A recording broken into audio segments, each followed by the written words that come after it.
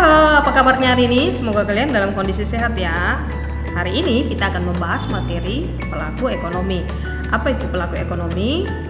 Pelaku ekonomi adalah setiap orang, baik individu maupun organisasi yang terlibat dalam kegiatan ekonomi. Kegiatan ekonomi ada 3, yaitu produksi, konsumsi, dan distribusi. Jadi dalam 3 kegiatan ekonomi ini ada pelaku-pelakunya, yaitu ini yang akan kita bahas. Yang pertama, rumah tangga. Apa saja peran rumah tangga? Yaitu sebagai pemasok faktor-faktor produksi.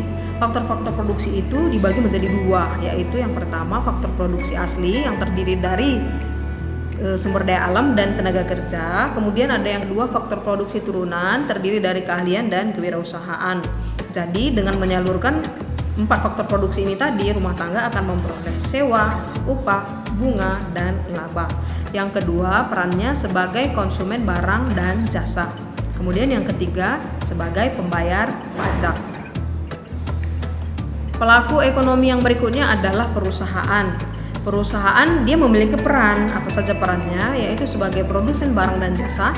Jadi faktor produksi yang disalurkan dari rumah tangga konsumen tadi disalurkan ke perusahaan. Rumah tangga produsen namanya ya, RTP nama lainnya. Jadi nanti dari rumah tangga konsumen disalurkan ke rumah tangga produsen atau perusahaan, diolah menjadi barang. Makanya di sini peranan perusahaan disebut sebagai produsen. Kemudian peran kedua yaitu distributor barang dan jasa. Setelah diproduksi kemudian didistribusikan. Yang ketiga sebagai agen pembangunan. Kemudian yang keempat membayar pajak kepada pemerintah. Siapa lagi pelaku berikutnya? Pelaku berikutnya adalah pemerintah. Apa peran pemerintah dalam kegiatan ekonomi? Pemerintah memiliki peran sebagai konsumen.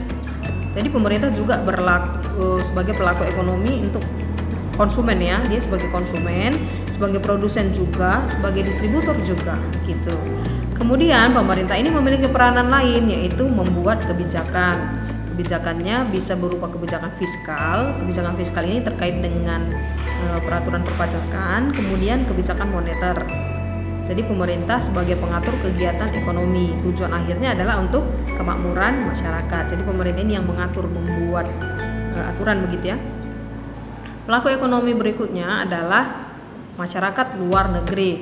Jadi kita punya hubungan dengan masyarakat luar negeri. Masyarakat luar negeri ini perannya apa? Yaitu sebagai konsumen. Jadi nanti barang-barang yang diproduksi dari dalam negeri dijual ke luar negeri, maka masyarakat luar negeri perannya sebagai konsumen.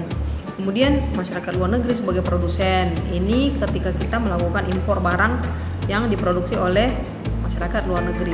Kemudian sebagai investor dan sebagai sumber tenaga kerja ahli. Sampai di sini materi kita hari ini. Semoga kalian dapat memahaminya. Sampai ketemu di materi selanjutnya. Tetap semangat, tetap jaga kesehatan. Bye-bye.